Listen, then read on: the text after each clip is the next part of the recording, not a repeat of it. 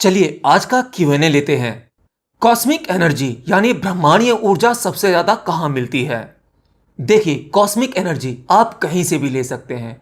यह तो आपको रात को सोते हुए भी मिलती है, ध्यान में थोड़ी ज्यादा मात्रा में मिलती है। लेकिन आपने पूछा है कि क्या इसके लिए कोई ऐसा स्पेसिफिक प्लेस है जहां पर यह सबसे ज्यादा मात्रा में मिलती हो? तो हाँ, हमारे एंशियंट साइंटिस्ट हमसे ज्यादा बुद्धिमान थे, वह हमसे ज्यादा वैज्ञानिक और आध्यात्मिक थे। तो उन्होंने ऐसा तरीका ढूंढ निकाला था जहां पर यह ब्रह्मांडीय ऊर्जा सबसे ज्यादा मिल सके। और उनके द्वारा इस पृथ्वी पर ऐसे कई सारे पॉइंट बनाए गए थे जहां पर सबसे ज्यादा ब्रह्मांडीय ऊर्जा मिलती है, जिसमें से आप इजिप्ट के पिरामिड तो जानते ही हैं। क्या आपको पता है कि पिरामिड को इस तरह क्यों बनाया गया? ऊपर से चोटी वाला नुकीला आकार क्यों दिया गया? दरअसल अभी तक हम उन पिरामिड का रहस्य नहीं जान पाए हैं और हम सोचते हैं कि हमारी ये जनरेशन काफी उन्नत हो चुकी है। उनकी बनाई हुई चीजों पर हम इतने सालों से रिसर्च कर रहे हैं, लेकिन हमारे हाथ कुछ नहीं लगता। दरअसल वो पिरामिड एक प्रकार के यंत्र हैं जहां पर शरीर के साथ रहकर भी अशरीरी अनुभव किए जा सकते हैं। वो पिरामिड जादुई भूल भुलैया हैं और शायद उनका रहस्य हम कभी भी नहीं जान पाएंगे। ऐसे बहुत सारे रहस्य हैं हमारी इस पृथ्वी पर। देखिए, दुनिया में धर्म कोई सा भी हो, लेकिन उस समय के जानकार वो हमसे ज्यादा वैज्ञानिक थे। इसे आप ऐसे समझ सकते हैं, आपने मंदिर, मस्जिद, गुरुद्वारे या चर्च ये सब तो देखे ही होंगे, इनका बनावटी ढांचा भी देखा होगा। तो उस समय की पुरानी सभ्यता, एंशिएंट टाइम का वो डिजाइन आज भी हम फॉलो कर रहे हैं। आपको क्या लगता है, ये मंदिर, मस्जिद, चर्च, गुरुद्वारे, इन सब के डिजाइन, इनका स्ट्रक्चर ऐसे ही बना दिया गया होगा? नहीं, यह वास्तु और विज्ञान का जबरदस्त नमूना है और हम आज भी उसी को फॉलो कर रहे हैं। सभी धर्मों के तीर्थ स्थान, इन सब की बनावट ऊपर से लगभग एक जैसी ही होती है। वो गुंबद, वो छोटी सी। ऐसा क्यों? क्या आपने सोचा? ऐसा इसलिए, इस तरह की बनावट कॉस्मिक एनर्जी को ज्यादा रिसीव करती है। तभी तो आप मंदिर, मस्जिद, गुरुद्वारे ऐसी जगहों पर जाते हैं तो आप भीतर से काफी अच्छा महसूस करते हैं, शांत महसूस करते हैं। आपके भीतर कुछ बदलाव महसूस कर सकते हैं। एक अजीब सी ऊर्जा होती है, एक विश्वास होता है, एक श्रद्धा होती है। और वो चीज आपको अपने घर में महसूस नहीं होती। क्यों? क्योंकि हमारे आज के तीर्थ स्थल भी पुराने मंदिर, मस्जिदों, चर्च या गुरुद्वारे का नमूना है। ये काम करता है। तो ओवरऑल सबसे ज्यादा कॉस्मिक एनर्जी ऐसी ही जगहों पर मिल सकती है। बाकी ये बिल्कुल मत सोचना कि यह आपको घर पर नहीं मिलती, ये घर पर भी मिलती है। आप अगर ध्यान करते हैं तो आपको ये बहुत ज्यादा मात्रा में मिलती है और विपस्सना मेडिटेशन इसके लिए बेस्ट मेडिटेशन होता है।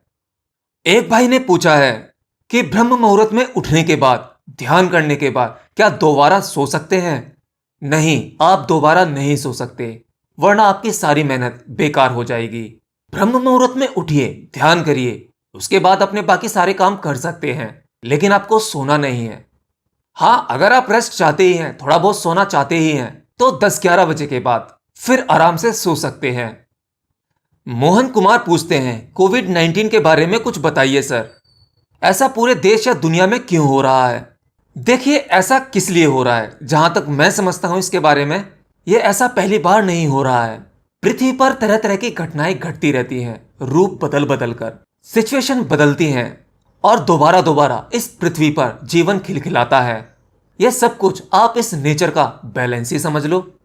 या आप यह समझ सकते हो कि हम इंसानों द्वारा इस पृथ्वी पर जितना भी उत्पाद किया गया है, या इस नेचर के साथ, इस प्रकृति के साथ जो भी हमने छेड़छाड़ की है, इस सिस्टम में जो हमने बदलाव करने की कोशिश की है, अब नेचर का समय है इसे बैलेंस करना। वायरस अपना स्वभाव निभा रहा है, वह अपना काम कर रहा है। पृथ्वी पर मौजूद हर एक चीज अपने स्वभाव से परे नहीं जा सकती।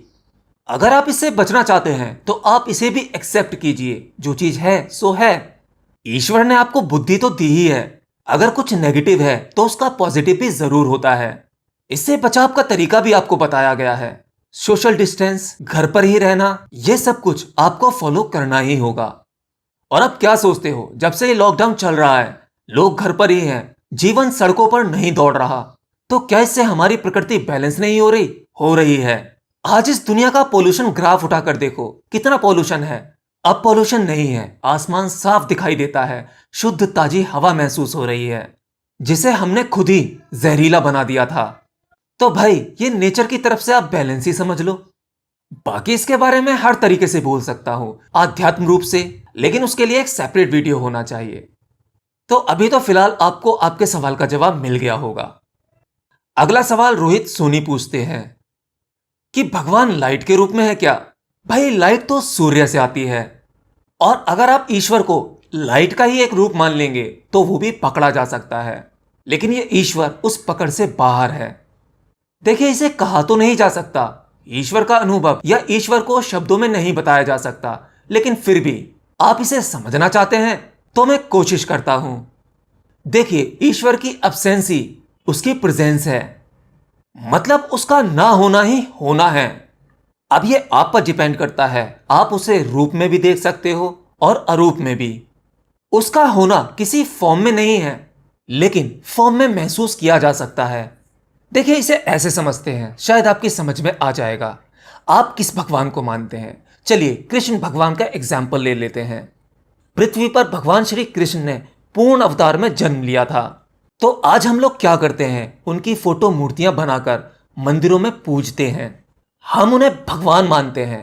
जब हम आंखें बंद करते हैं, उस ईश्वर से प्रार्थना करते हैं, तो आप किसी को भी मानते हो, भगवान राम, कृष्ण या भोलेनाथ।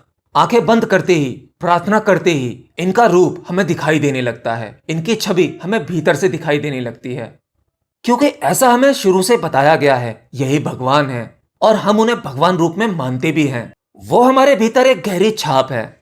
लेकिन असल में भगवान राम, भगवान श्री कृष्ण, इन्हें हम जैसे जानते हैं, जिस रूप में भगवान मानते हैं, असल में वो नहीं है।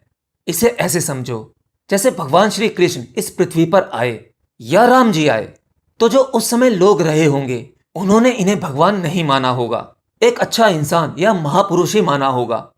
ज्यादातर आबादी इन्हें सामान्य रूप में देखती होगी, क्योंकि जो चीज हमारे पास जब तक होती है तब तक हमें उसकी वैल्यू का पता नहीं लगता, उसके जाने के बाद हमें उसकी वैल्यू का पता लगता है।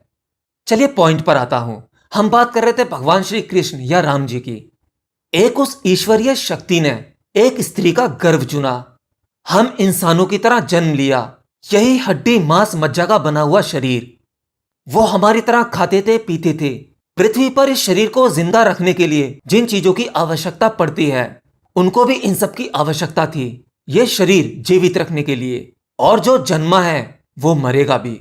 और जब ईश्वर ने, इन भगवानों ने अपने शरीर को छोड़ा, जैसे ही इनकी मृत्यु हुई, इस शरीर में से कुछ कम हुआ, कुछ निकला।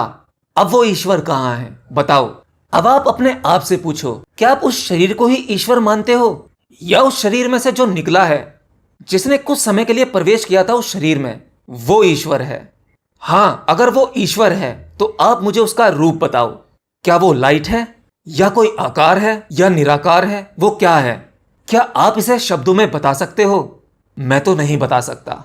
ये आप पर डिपेंड करता है। आप किसी भी इंसान में अगर उस ईश्वर को महसूस कर पाते हो, जैसे अभी आप भगवान राम या कृष्ण के भीतर महसूस कर पा रहे हो, तो वहां भी ईश्वर है। एक एटम में भी ऊर्जा है, आप उस ऊर्जा को भी ईश्वर मान सकते हो। एक एटम को जब आप तोड़ते हो, न्यूट्रॉन, प्रोटॉन, इलेक्ट्रॉन, ये तीनों चीजें मिलती हैं। और दूसरी तरफ ब्रह्मा, विष्णु, महेश, यहां पर भी तीनों चीजें हैं। अंत में केवल एक ही चीज बचती है, वो है शक्ति, ऊर्जा, एनर्जी, जिसका कोई रूप नहीं है। आप उसे भी ईश्वर मान सकते हो। तो निराकार को ईश्वर माना गया, और जब वो निराकार किसी आकार में दिखने लगे, वो भीतरी अनुभव होने लगे, तो वो आकार में भी होता है, वो मंदिर में रखे एक पत्थर में भी होता है, उस मूर्ति में भी होता है, शिवलिंग में भी होता है। एनीवे, इससे ज्यादा तो शब्दों में मैं भी नहीं ला सकता। और एक बहुत ही इंपॉर्टेंट कमेंट और आया है मेरे पास में, और मैं इस कमेंटर का नाम नहीं लेना चाहता। ये भाई लिखते हैं, सर आई गिव अप, मुझे मरना है, प्लीज कोई अच्छा सा तरीका बताओ जिससे दर्द ना हो। मैं हार चुका हूं, मेरे अंदर बिल्कुल भी कॉन्फिडेंस नहीं है, और इनके पेरेंट्स इन्हें फोर्स करते हैं अल्लाह की वर्शिप करने के लिए। तो बेसिकली ये मुस्लिम कम्युनिटी से बिलोंग करते हैं। तो भाई, अगर ये मेरा वीडियो आप देख रहे हो तो मेरी एक बात ध्यान से सुनो। पहली बात, आपको कोई भी हक नहीं है, ये जो आपका शरीर है ना, जिसे आप कुछ नहीं समझते, आपके भीतर जो सिस्टम चल रहा है ना, जितने भी ऑर्गन्स हैं, ये जैसे भी संचालित हैं, इस प्रकृति की वजह से, इस जीवन ऊर्जा की वजह से, या भारी मशीनरी से नहीं बना सकते। अगर आप इसकी कीमत लगाओगे तो करोड़ों डॉलर की होगी। यह शरीर आपको उस प्रकृति ने दिया है, उसी को लेने दो। आप इसमें अपना इंटरफेयर मत करो। आप क्या सोचते हो मरने के बाद आपकी प्रॉब्लम सॉल्व हो जाएगी? नहीं। अरे भाई, जब मनुष्य को लगता है कि वो हार चुका है, अब सब कुछ खत्म हो गया है, मतलब आप फेलियर की उस ऊंचाई तक पहुंच जाते हो जहां से अब आपकी वापसी होगी। आप इतना तो जानते ही होंगे, लाइफ में कोई भी चीज परमानेंट नहीं होती। यह जीवन बदलाव है, पल पल बदलता है। यह समय भी टल जाएगा। और जब आप अपने जीवन की यात्रा में आगे पहुंचोगे और जो आपको मिलने वाला है, उसके बाद कहोगे मैं कितनी बड़ी स्टुपिडिटी करने की कोशिश कर रहा था, मैं बिल्कुल पागल था। जीवन के ऐसे खुशनुमा अनुभव मिलेंगे जिनका आप अंदाजा भी नहीं लगा सकते। और फेलियर होने का, हारने का, टूटने का, कॉन्फिडेंस ना होने का, जानते हो इसमें सबसे अच्छी बात क्या होती है? क्योंकि इसमें हमारे लिए बाहरी बुनियादी तौर पर सब कुछ खत्म हो गया होता है, ऐसा हमें लगता है। और जब बाहर सब कुछ गायब हो जाता है, तब आप अपने भीतर पहुंचने लगते हैं। शुरुआत में काफी भयानक लग सकता है, जो शायद आपको अभी लग रहा है, लेकिन जब आपकी धीरे धीरे अपने आप से मुलाकात होने लगती है, आप अपने आप को जानने लगते हैं, तो गजब ही हो जाता है। एक अद्भुत एक्सपीरियंस होता है। अरे तुम हो क्या? तुम कुछ नहीं हो, और ये तुम्हारी प्रॉब्लम तो कुछ भी नहीं है। हाँ, मैं सच कह रहा हूं। ये ब्रह्मांड इतना बड़ा है, बहुत बड़ा, एंडलेस।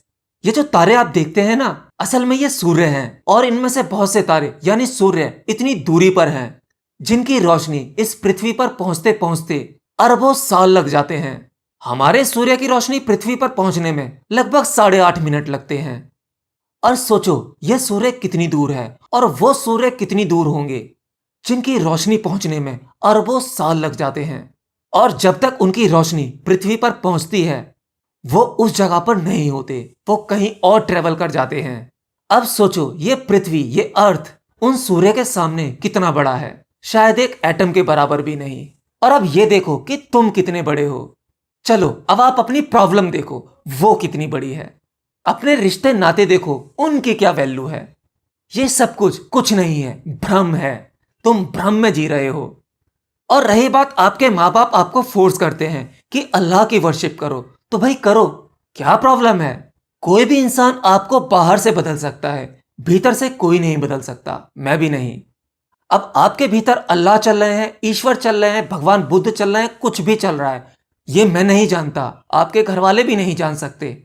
और अगर आप उस अल्लाह में भी पूरी इबादत के साथ, पूरी शिद्दत के साथ उसे जानने की कोशिश करोगे, तो भी आप वहीं जाओगे जहां भगवान ले जाते हैं। ये सभी रास्ते हमने ही बनाए हैं और अपनी सहूलियत के लिए बनाए हैं, और शायद एक मायने में यह जरूरी भी था। हाँ, लेकिन एक बात याद रखना, जब आप अल्लाह को मानते हो, वर्शिप करते हो, तो उस तरह मत करना जैसे आपको मुल्ला मौलवी बताते हैं। किताबी ज्ञान से दूर अपना ही ज्ञान ढूंढना। अगर आप उस खुदा को, उस ईश्वर को नियमों में रहकर ढूंढोगे, बंधनों में बंधकर ढूंढोगे, तो कहीं नहीं पहुंचोगे। एक बात कहने की हिम्मत जरूर करूंगा, आज के कुछ, मैंने कहा कुछ, तथाकथित मुल्ला मौलवी और कुछ पंडित लोग, अगर कहीं नर्क होता है ना, तो सबसे पहले यह जाने वाले हैं। उस ईश्वर से मिलने के, उस ईश्वर को पाने के तरह तरह के बंधन, तरह तरह के नियम कानून बताते हैं, जबकि वह नियमों से परे है, बंधनों से परे है। भगवान श्री कृष्ण ने भी भगवत गीता में कहा है, विधि विधान से मुझे ढूंढोगे तो मैं कहीं नहीं मिलूंगा। अपने भीतर उस आत्म तत्व को जान लो। और यह समय आपके लिए बिल्कुल सही है, क्योंकि आप इस दुनिया से हार चुके हो। इस दुनिया से हारना मतलब उस दुनिया में आपकी विजय। आपको वो आत्म तत्व आसानी से मिल सकता है। हारना नहीं है, अब तो जीतने का समय शुरू होगा। इस हार को ही स्वीकार कर लो। असल में इसका भी एक अलग ही मजा होता है। इस मजे को जियो, शायद कुछ पालोगे। और हाँ, लास्ट में आप लोगों की कंप्लेंट है कि मैं आंसर वर्ड पर वीडियो क्यों नहीं अपलोड करता, आपके क्वेश्चंस क्यों नहीं उठाता। देखिए, मैं आप लोगों के क्वेश्चन उठा तो लूं, वीडियो बनाने में बहुत मेहनत लगती है, और अगर मेरी वीडियो ज्यादा से ज्यादा लोगों तक ना पहुंचे तो मुझे ऐसा लगता है कि मेरी मेहनत बेकार गई। तो वीडियो को ज्यादा से ज्यादा शेयर करो, ज्यादा व्यूज आएंगे तो आपको हर एक छोटे से छोटे सवाल का जवाब मिलेगा। ट्रस्ट मी, मैं आपके सारे कमेंट पढ़ता हूं। एनीवे, आज के लिए इतना ही। मिलता हूं नेक्स्ट वीडियो में। Till then, bye bye.